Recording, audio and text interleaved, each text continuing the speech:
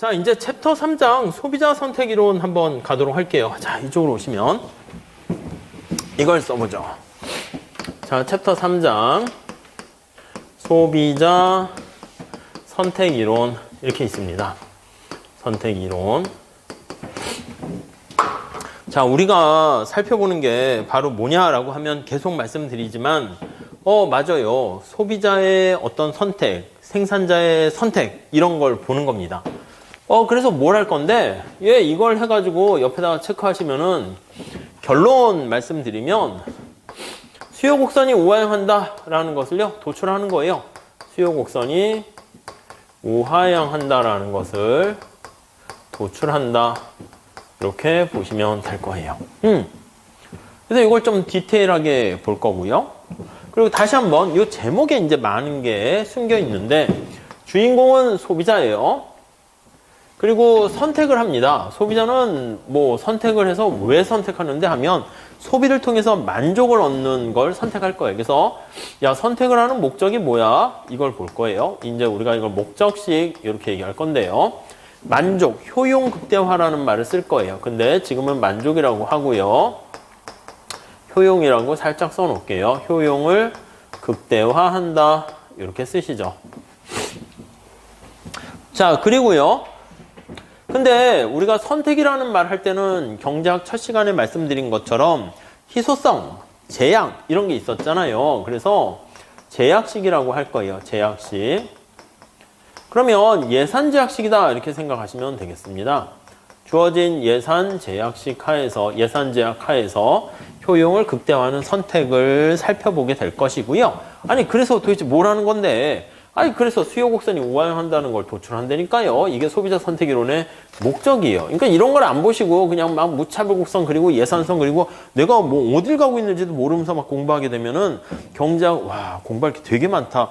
그래요. 그러니까 먼저 내비게이션으로 이게 똑같아요. 이제 큰 그림을 보는 거야. 여기서 뭐 저기 뭐 어디 간다 할까? 강릉까지 간다. 그럼 먼저 전체 지도에서 서쪽으로 가고 길이 이렇구나. 먼저 보고요. 그 다음 안으로 조금씩 들어가서 보셔야 된다고요. 아셨죠? 그걸 잘 하셔야 돼요. 그게 이제 어디까지 가냐면 2차 노동경제 답 쓰는 것까지 다 가요. 그럼 문제를 딱 봤을 때 이걸 위에서 내려다 봐가지고 시험 시간이 뭐 2시간이면 뭐 시간 제한이 있고 거기다가 이제 뭐 시험지 분량도 있잖아요. 그리고 내가 그 안에 나의 글 쓰는 속도도 있고 그런 거 이제 연습을 해가지고 이걸 어느 정도 어느 분량으로 담아서 그거를 좀 잘 못하면은 막 저 산으로 넘어가가지고 이제 막 이게 시간 안에 못 쓰는 문제가 발생하게 됩니다. 그래서 아니면 시간이 남는 거야. 또 그러면 그것도 안타까운 거잖아. 중간에 뭐 이렇게 껴넣기도 그러니까 먼저 이제 큰 그림을 설계해가지고 그걸 이제 판세를 보는 능력도 필요해요. 그 다음에 여기 디테일하게 세부적으로 들어가야 되는 거죠.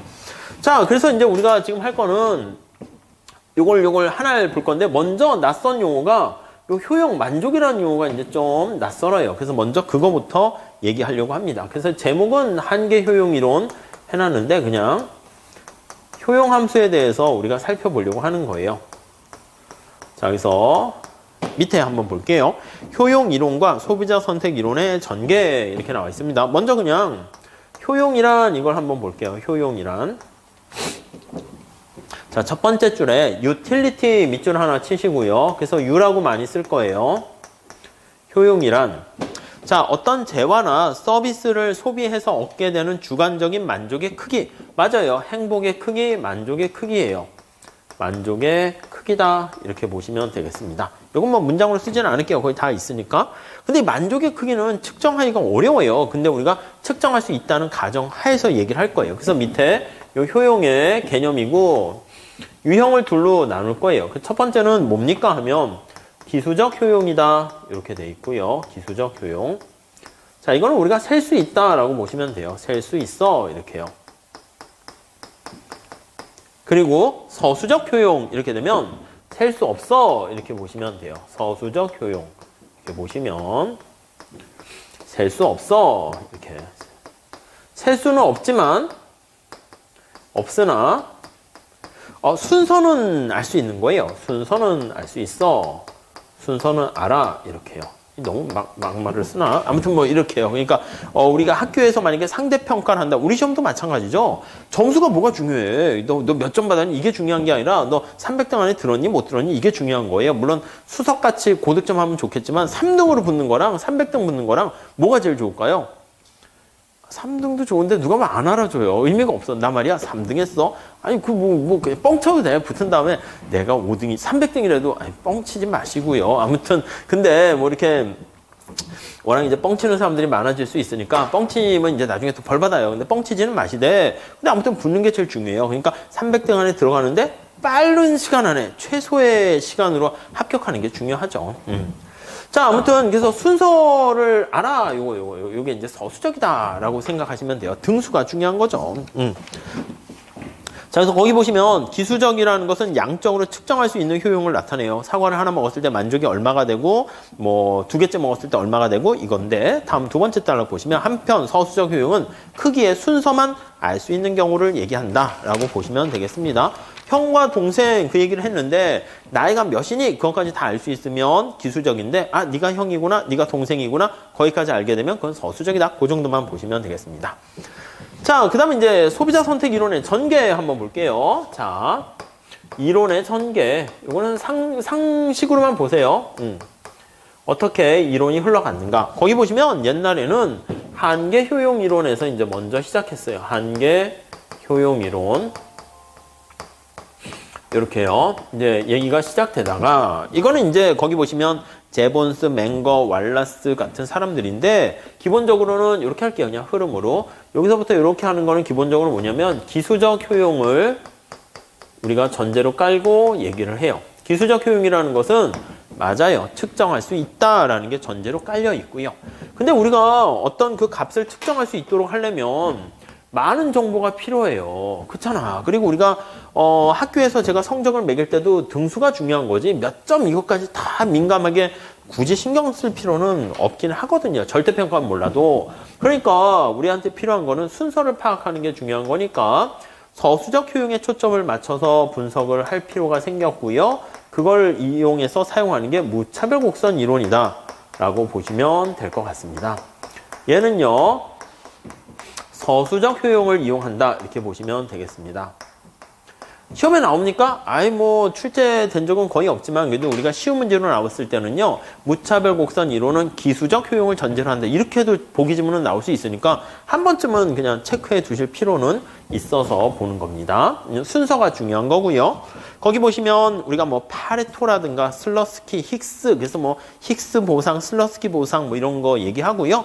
알렌 이런 사람들 다 노벨상 받은 사람들인데 참고로 봐주시고 그런데 우리가 지금 여기 한계 효용이나 아니면 무차별 곡선 이론이나 기본적으로 어떤 물건에 대한 주관적 만족의 크기인 효용을 측정할 수 있다는 그래도 얘기를 하고 되는 건데 이게 좀 우리가 사실 좀 마땅치 않아요. 사과 먹었을 때 얼마나 좋아하니 그런 것도 좀 애매하고 뭐가 뭐보다 얼마나 좋아하는지 그것도 좀 헷갈려. 현실에서는 정신없어. 그래서 우리가 거꾸로 뒤집어 가지고요. 거기 나와 있는 것처럼 현시선호 이론이라는 게 이제 등장해요. 현시선호 이론. 자, 이거는 뭐냐면 야, 너 사과가 좋아? 바나나가 좋아? 뭐가 좋아? 할 때 그 선호를 프리퍼런스라고 얘기하거든요. 프리퍼런스. 좋아한다, 싫어한다 이런 거를 얘기하는데 그 선호가 드러나는 거예요. 리빌드 됐다는 거예요. 리빌드. 사실은 뭐 그렇게 되는 거예요. 어떻게 보면은 어떻게 노무사 시험에 합격하고 싶습니까? 전 진짜 합격하고 싶습니다. 이렇게 말로 하는 건 소용이 없어요. 행동으로 보여야죠. 수업 안 빠지고 자기가 계획 세운 거 끝까지 지키시고 하루에 뭐 운동도 하면서 공부를 탁탁탁 하는 사람이 진짜 나는 노무사 시험을 합격하고 싶습니다. 이거지. 뭐 보고 싶은 영화 다 보고 미드 다 보고 뭐 이렇게 하면서 하면은요. 친구 다 만나고 그거는 말로만 합격하고 싶습니다지 이게 드러나지 않는다고요. 우리 옛날에 나치 때인가 그때 뭐 교회 다니는 사람 예수님 믿습니까? 했더니 아, 전 안 믿어요. 막 이러는 거야. 그때 어떻게 해요?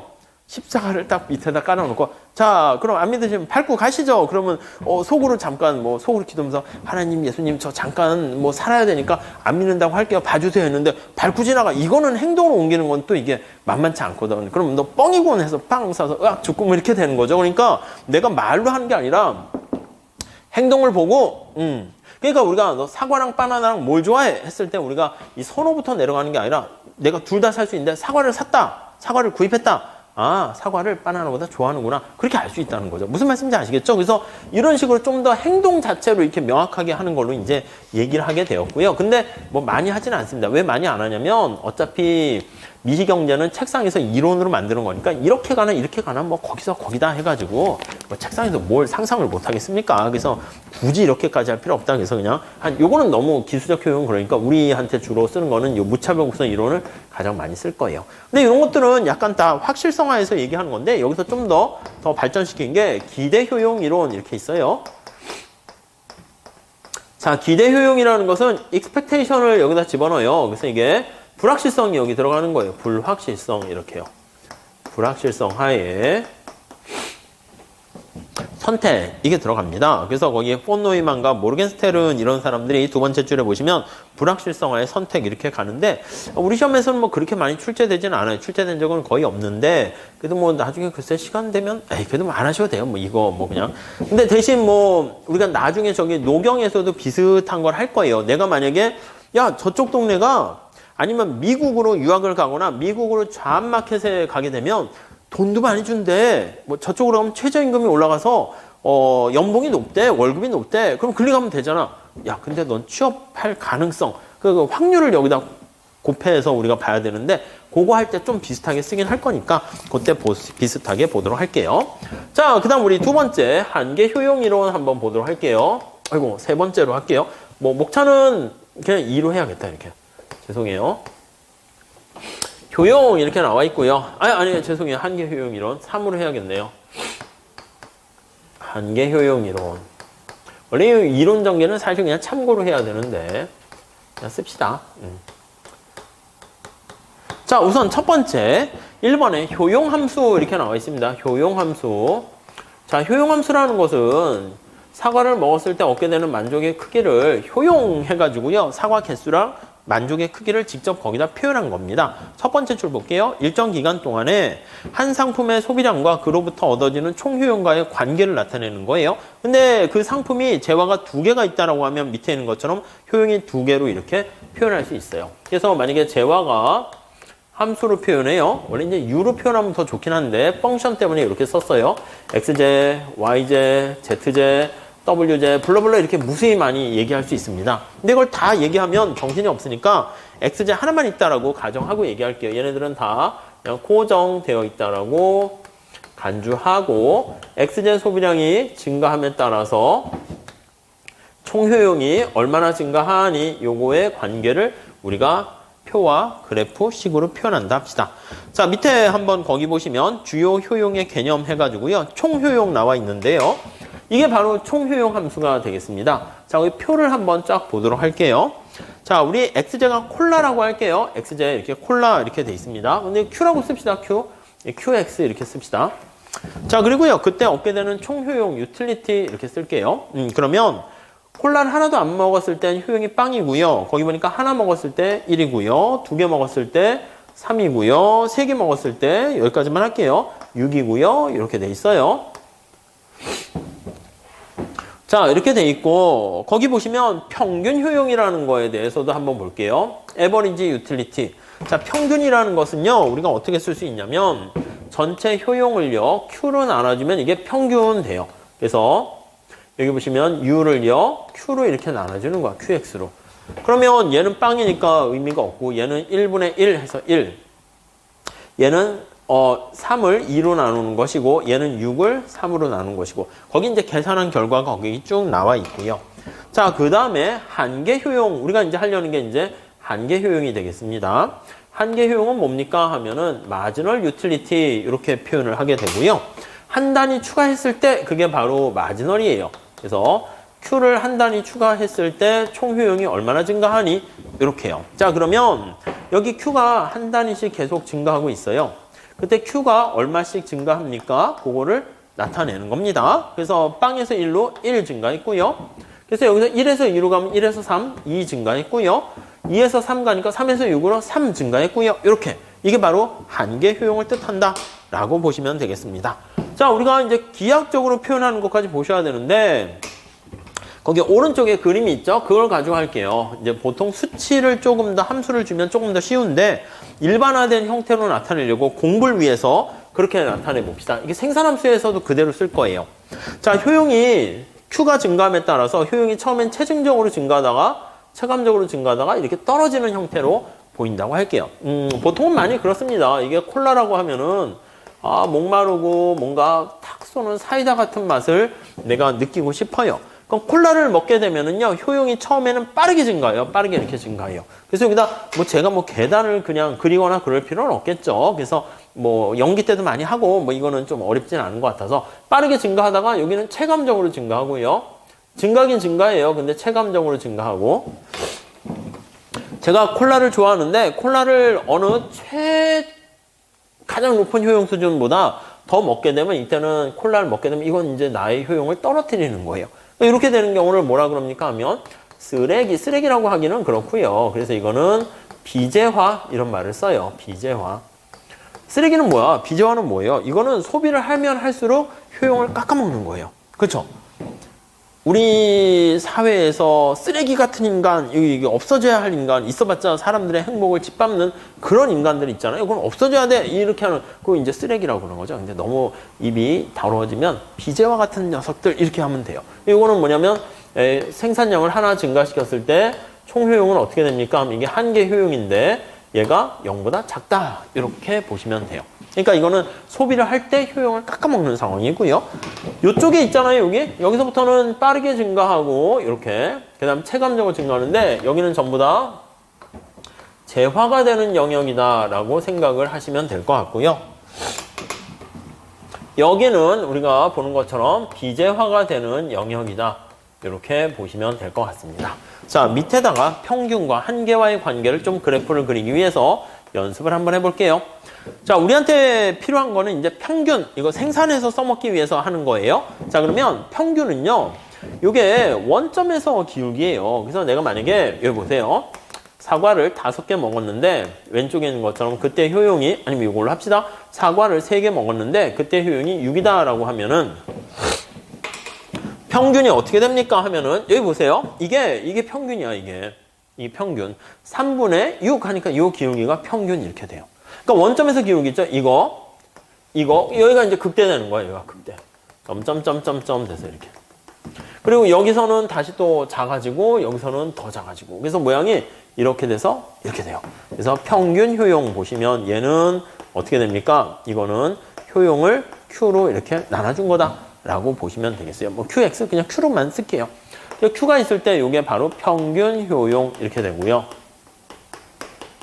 자, 요거를 이제 우리가 그래프로 표현하게 되면은 원점에서 그 점까지의 기울기다. 이렇게 보시면 되겠습니다. 아셨죠? 다음에 한계 효용 볼게요. 한계 효용은 뭐냐면 접선의 기울기예요. 여기 보시면 이게 한계니까 요거 보시면 Q 재화를 한 개 더 추가시 이거예요. 추가시 additional 이 뜻이에요. 뒤에 다시 나옵니다. add 하는 거예요. add additional이라는 말이 들어가 있어요. 자, xj 한 단위를 더 추가적으로 증가했을 때 효용이 어떻게 되니? 접선의 기울기입니다. 여기. 자, 여기 3일 때는 어떻게 되냐면 원점에서 기울기보다 접선의 기울기가 훨씬 더 가파른 거 알 수 있죠. 그러니까 여기 위에 있고요. 접선의 기울기 약간 변곡점에서 가장 커져요. 그래서 모양이 여기서는 어떻게 돼요? 여기서는 똑같고요. 여기서는 빵이고요. 그래서 여기서 쭉 내려 그리면 여기서의 접선의 기울기는 0이고 여기서는 마이너스입니다. 마이너스. 그래서 접선의 기울기 다시 보시면 여기서부터 점점점점 가팔라지다가 가장 가팔라졌다가 다시 작아지고 빵이 되고 이렇게 됩니다. 그래서 모양을 그리게 되면 여기서 이렇게 가다가 여기서는 똑같아집니다. 여기서 접선의 기울기랑 원점의 기울기 똑같고 이렇게 돼서 이렇게 되고 그 다음 밑으로 내려가요. 그래서 한계 효용 하면은 얘는 Q가 한 단위 증가했을 때 효용이 어떻게 됩니까? 이걸 나타내고요. 이거는 한계 효용이라고 읽고요. 마지널 유틸리티라고 읽고요. 얘는 바로 접선의 기울기다. 이렇게 보시면 될 것 같습니다. 아셨죠? 이게 이제 기본적인 그림이 되는 것이고 정확하게 생산 함수에서도 그대로 쓰게 될 겁니다. 자, 밑에 그림 한번 잘 체크해 주시면 좋을 것 같고요. 다음 페이지 가보도록 할게요. 자, 총 효용이 여기까지는 다 증가하죠. 재화니까. 그리고 한계 효용이 0보다 큰 상황이에요. 그걸 재화라고 그러고 좋은 거라고 그러고 한계 효용이 0보다 큰 상황에선 여기 잘 보세요. 여기가 한계 효용이 0보다 작은 상황이잖아요. 음수니까. 이랬을 때는 여기 다시 쓸게요. 공간이 그래서 여기 나와 있는 거와 똑같아요. 이렇게 한계 효용이 0보다 작은 경우에는 재화를 소비할 때 생산을 증가시켰을 때 증가시 총효용이 토탈 유틸리티 이거 총효용이라고 쓴 거예요. 토탈 유틸리티가 총효용이 감소한다라는 거 알 수 있고 여기 보세요. 이게 총효용 곡선이거든요. 이게 토탈 유틸리티라고 써요. 감소하잖아요. 그렇게 되면 밑에 한계 효용이 0보다 작은 상황이고요. 자, 그러고 여기 나와 있는 거 한번 보시면 얘는 한계 효용이 다 0보다 큰 상황이야. 여기 위에 있으니까 여기서부터 여기 꼬불꼬불한 파란 색깔이 있는 것은 한계 효용이 다 0보다 큰 상황입니다. 이해되시죠? 그러면 이렇게 되면은 한계 효용이 0보다 큰 상황이고요. 이때는 Q가 증가할 때 Q가 증가시 총효용 TU라고 쓸게요. 얘는 계속 증가해요. 이 관계를 좀 잘 머릿속으로 좀 체크해 두시면 좋겠고요. 하나만 더 합시다. 하나만 더 해요. 자, 뭘 더 합니까? 하면 여기 보세요. 여기는 어떻게 됩니까? 하면 한계 효용이 빵이에요. 주황 색깔은 주황 색깔은 한계 효용이 빵인 경우입니다. 그러면 여기 보시면 이게 접선의 기울기가 빵인 거죠. 그럼 총효용이 어떻게 돼? 이게 토탈 유틸리티면 맥스 돼서 극대가 되는 것을 알 수 있어요. 그래서 한계 효용이 빵이다라고 하면은 이때는 총효용이 극대인 상태다라고 정리를 하시면 되겠습니다. 네, 그 정도 체크하시면 되겠고요.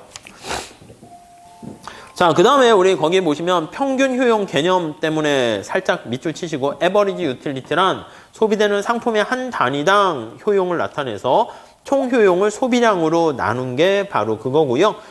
각각의 점과 원점에서의 거리를 기울기를 선을 연결한 그 각도를 나타내는 게 바로 평균 효용이고 한계 효용은요 마지널 유틸리티라고 되어 있고요. 거기 보시면 이게 한 개 더 추가했을 때예요. 거기 보시면 소비량 한 단위 추가적으로 증가할 때라는 어디셔널 그런 표현이 있어요. 그래서 거기 보시면 이게 바로 우리는 접선의 기울기니까 미분한다라고 우리가 얘기를 합니다. 그래서 경장에서 미분을 많이 쓰게 되는 것은 이 한계 원리 때문에 그렇다라고 보시면 되겠어요. 자, 여러 효용과의 관계 그거 한번 별표 좀 해주실까요? 객관식에서는 그게 중요합니다. 자, 첫 번째 총효용과 한계 효용과의 관계에 있는데 첫 번째 줄 밑줄 치세요. 총효용이 증가해. 내가 소비를 했는데 만족이 자꾸 증가하는 거야. 그러면 추가적인 한계 효용이 0보다 큰 상황을 나타내는 것이고요. 내가 소비를 했는데 한계 효용이 0보다 작아요. 그럼 총효용은 감소하게 된다라는 거 알 수가 있어요. 내가 뭔가를 먹었더니 기분이 찝찝해지고 나빠졌어요. 그랬을 때는 그 재화는 이렇게 쓰레기인 경우 우리가 효용을 깎아먹기 때문에 그렇다라고 보시면 될 것 같고 세 번째 줄도 다 체크하세요. 총효용이 극대가 돼서 만족이 포화점이 되는 상태는 한계 효용이 빵이다라는 것을 알 수가 있습니다. 아셨죠? 그렇게 정리하시고요. 자, 다음 평균 효용과 한계 효용과의 관계 이것도 한번 잘 보세요. 여러분 평균이라는 것은 내가 만약에 여러분들이 학교를 다니는 재학생이다라고 하면 3학년 2학기까지 만약에 다녔다고 할게요. 1학년, 2학년, 3학년 다녔어요. 근데 1학기, 2학기, 3학기 해가지고 3학년 2학기까지 이렇게 다녔는데 이때 전체 평점 이렇게 얘기하냐. 너 평점 어떻게 되냐? 뭐 이렇게요. 이때 다 더해서 총 받은 학점을 내가 과목 단위수로 나눴더니 난 말이야 평점이 3.5야. 이렇게 이게 평균이에요. 평점이 평균 학점이라는 거죠. 3.5가 되지. 이렇게 됐어. 근데 이제 다음 학기에 이제 1년, 한 학기를 더 다닌 거야. 여기가 이제 졸업인데 한 학기를 더 추가적으로 한 학기를 더 다녔어요. 한 학기를. 그러니까 4학년 1학기를 다닌 거죠. 그랬더니 내가 4학년 1학기 때 평점이 만약에 3.7이다라고 받으면 나의 전체 평균은 어떻게 될까요? 요게 한 학기 다닌 게 3.7이야. 그럼 이거는 전체 평점을 당연히 올라가게 되는 것이고요. 만약에 내가 못한 건 아닌데 만약에 3.5보다 낮은 학점을 받았습니다. 3.4를 받았다고 합시다. 이렇게 추가적인 학기 평점이 그렇게 되면 어떻게 됩니까? 평균이 깎아먹는 거죠. 나의 전체 평균이 3.5인데 3.4가 되면 이렇게 깎인다라는 것을 알 수 있고요. 만약에 내가 4학년 1학기 때도 평점이 3.5가 받았어. 이렇게 되면 어떻게 돼요?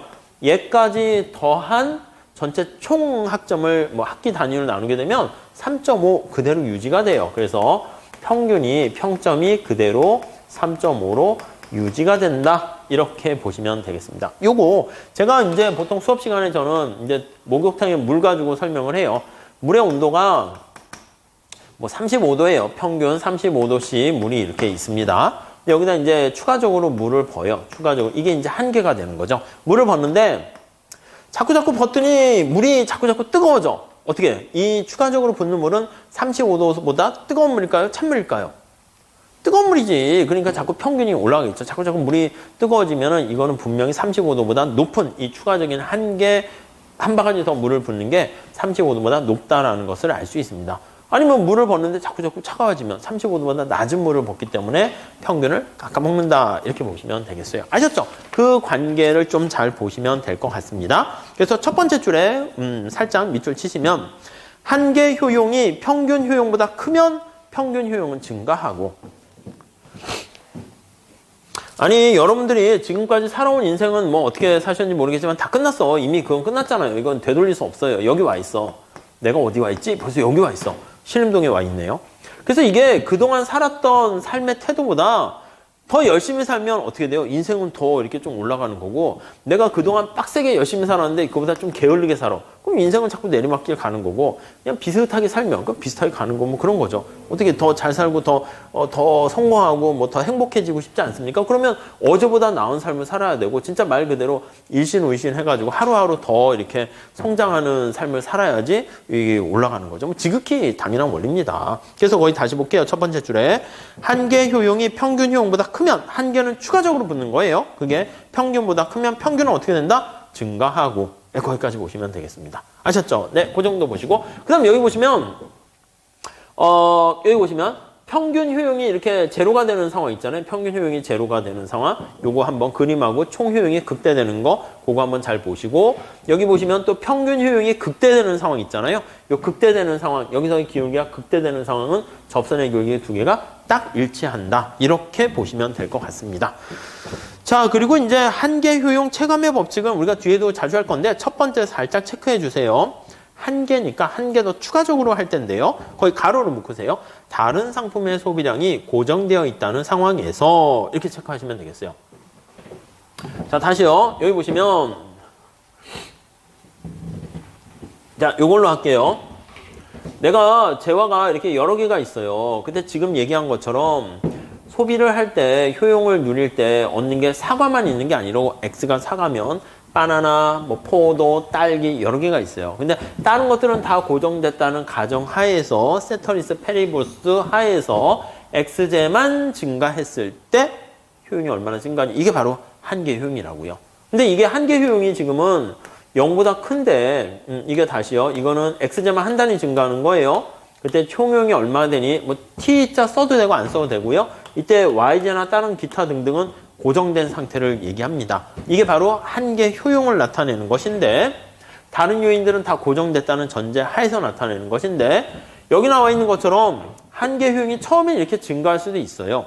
이 증가하는 부분에서는 우리가 뭔가 의사결정할 때 거기가 최적 선택이 잘 가지 않습니다. 어디서가 최적 선택이 됩니까? 하면 증가하지 않고요. 주로 이렇게 하락하는 구간, 이 하락하는 구간이 한계 효용이 체감하는 구간에서 보통 발생하게 되는데, 그것을 바로 한계 효용 체감의 법칙이다. 이렇게 얘기합니다. 그래서 거기 맨 마지막 줄에 보시면 다른 상품의 소비량이 고정되어 있는 상태에서 한 상품의 소비량이 점차 증가할 때 그 상품의 한계 효용은 결국에 동그라미 치세요. 언젠가는 감소한다라는 것을 알 수 있습니다. 네, 그 정도. 그래서 우선 여기 보시면 총 효용이 이렇게 돼 있을 때, 이렇게 일반적으로 되어 있을 때, 거기 보시면 이렇게 U자 거꾸로 되어 있는 형태를 그리는 거 알 수 있고요. 자, 오른쪽에 보시면 그림 3-2가 나와 있잖아요. 네, 그걸 한번 체크해 볼게요. 이쪽에다가만 살짝 한번 볼게요. 자, 위에 총 효용 그림이 어떻게 되어 있습니까? 하면 이게 Q가 되는데, 총 효용이라 쓸게요. 그냥 효용이라 써도 되고, 이런 식으로 해서 모양이 돼 있어요. 이렇게 총효용 곡선이 이렇게 있습니다. 그리고 이거 함수로 하면은 이게 F에서 Q 이렇게 돼 있다 합시다. 그럼 여기다가 평균과 한계를 한번 그려볼게요. 이게 저 뒤에 보면은 시장 이론에서 총수익 곡선 할 때도 비슷하게 할 거래 가지고 계속 써먹을 겁니다. 자, 이거 수평축이 Q인데, 여러분 평균 효용은 어떻게 되나 한번 볼까요? 평균을 제가 노라고 했습니까? 평균은 원점에서 기울기예요. 여기서부터 각각의 여기 있어요. 그럼 원점에서 기울기가 이렇게 있는 거야, 이렇게 있는 거야, 이렇게 있다가 언제 이제 쭉 보시면 빵이 됩니까? 여기가 이제 빵이 되겠죠. 그래서 원점에서 기울기가 쭉 하면 여기가 빵이 이렇게 돼요. 이해되세요? 그럼 쭉 내려 그리면 이게 여기서부터 기울기가 저 위에 있다가 이렇게 됩니다. 이게 바로 평균 효용 이렇게 되는 거 알 수가 있고요. 그 다음에 우리 한계 효용을 한번 체크해 볼게요. 한계 효용은 접선의 기울기야. 그래서 여기 보시면 접선의 기울기, 여기 접선의 기울기 빵이죠. 그다음에 여기서 마이너스야. 여기가 이제 빵이 되는 거니까 이게 한계 효용이에요. 접선의 기울기가 여기가 빵이 되고요. 여기가 빵이 되고.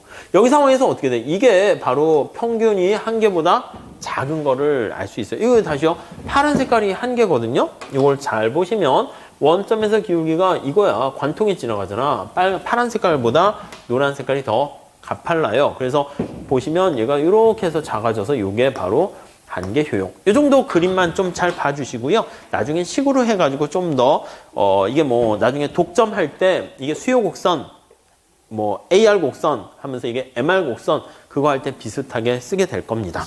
자, 밑에 뭐, 효용의 특성은 뭐, 보셔도 되고, 그런데, 우리가 객관식 때 다시 좀 할 거니까, 한번 살짝 그냥 셀프로 해설이 있으니까 한번 그냥 눈여겨보시면 될 것 같습니다. 자, 다음에 우리 거기 앞에 1-3 한번 보시면 한계 효용 이론과 가치의 역설 이렇게 나와 있습니다. 자, 이거는 뭐 약간 상식선으로 보시면 될 것 같아요. 뭐 요즘은 뭐 시험 문제 그렇게 나오진 않고요.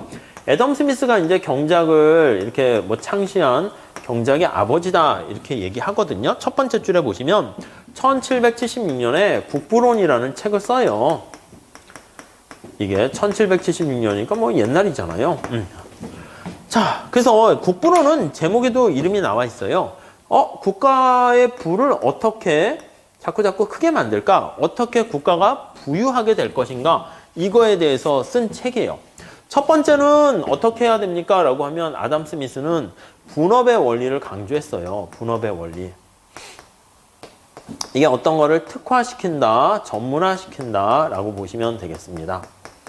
그러니까 모든 걸 한꺼번에 다 하려고 하면 이도저도 안 되는 경우가 있으니까 내가 뭘 잘하는가. 여러분도 마찬가지예요. 과목은 내 과목 다 잘해야 되지만 노무사가 이제 되신 다음에는 그쪽 업을 계속 경험과 경륜을 쌓아 나가셔야지 그쪽에 전문가가 되는 거지. 노무사가 자격증 딴 다음에 그쪽 일을 손 떼고 무슨 뭐 축구 선수를 한다. 그러면 이건 노무사의 전문가도 안 되고 생산성도 떨어지고 뭔가 그렇잖아요. 그러니까 자기가 뭘 잘하는가 우리가 지난번에 본 것처럼 비교 우위가 어디에 있는가를 보고요. 그래서 그걸 전문화, 특화하게 되었을 때 국가가 생산량을 대량으로 하게 되고요. 그 다음에 어떻게 해야 된다? 분업한 다음에 비교 우위에 따라 분업을 한 다음에 국가 간에 교역을 하는 거야. 교역이 이제 무역이죠. 시장에서 교역을 하는 거예요. 교환을 하는 거예요. 그렇게 되면 이게 바로 자유무역이죠. 이렇게 되었을 때 국가의 부를 크게 만들 수 있다. 뭐 그렇게 얘기를 한 게 국부론에 담겨 있는 거예요. 그래서 이게 바로 자유무역을 해야 된다. 이렇게 얘기를 한 거죠. 그 당시만 해도 이제 자유무역이라기보다는 폐쇄 경제를 하면서 남의 걸 빼앗고 뭐 이런 식으로만 했는데 제로섬 게임으로 그게 아니라는 겁니다. 그리고 이제 두 번째는 어떤 거의 가치는 뭐에 의해서 결정됩니까? 라고 하면요. 그냥 지극히 노동가치서를 이제 표방했어요. 그러니까 쉽게 생각해 보시면 여기 사과가 이렇게 있는데 그리고 여기 바나나가 있는데 사과랑 바나나랑 어떤 게 더 가치가 높냐라고 하면은 야, 사과 생산하는데 사람 몇 명이 달라붙었어? 아니면 몇 시간 이렇게 노력을 기울여야지 사과가 하나 만들어져 했더니 아니면 노동자가 5명이 달라붙어서 사과를 하나 생산을 하는 거예요. 근데 바나나는 하나 생산하는데 노동자가 1명이 달라붙어서 바나나 하나 생산하는 거야. 그러면 얘는 노동자가 5명이나 달라붙어서 하나 생산했고 얘는 혼자서도 생산하는 거니까 사과가 바나나보다 5배나 고귀하고 가치가 있다. 이렇게 보는 거예요. 그래서 그게 바로 노동가치설이다 라고 보시면 돼요. 물론 그게 이제 시간이 지나면 따라서 사과를 열심히 해서 생산했거든. 저는 나름대로 막 강의를 막 밤새가지고 강의를 준비했는데 그 강의가 수업 목적 적합하지 않고 수강생들이 딱 봤더니 저게 뭐야 강의가 왜 저래? 이렇게 되면은 안 들겠죠. 저한테는 아담 스미스 입장에서는 제가 얘기하는 거죠. 제가요, 이 강의를 준비하려고 얼마나 힘들었는지 모릅니다. 아주 고귀한 명품 강의군. 근데 사는 사람들이 그렇게 생각 안 하면 또 의미가 없는 거잖아요. 그러니까 이때만 해도 아담 스미스는 계속 노동가치설에 입각해가지고 그냥 공급이 중요한 거야. 공급과 생산이 중요한 거예요. 근데 이제 그 이후에 우리가 한계 효용학파 이런 게 등장하면서 딱 보니까 야, 그 뭐 생산 너만 생각하면 어떻게 해? 살려는 사람도 생각해야지. 사는 사람이 봤을 때 가치가 없다고 생각하면 그건 또 의미가 없는 거야. 보니까 재능도 없구만. 관도 네가 잘하는 거에 이렇게 되는 거예요.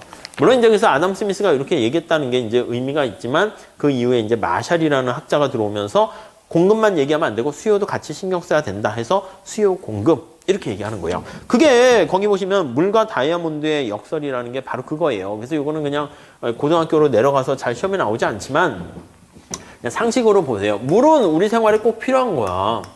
다이아는 우리가 이제 없어도 사실은 돌덩이, 탄소 덩어리인데 뭐 필요 없는 건데 시장에서 평가되는 시장에서 교환되는 가치는 어디가 더 큽니까? 라고 하면은 다이아 승 이렇게 되는 거야.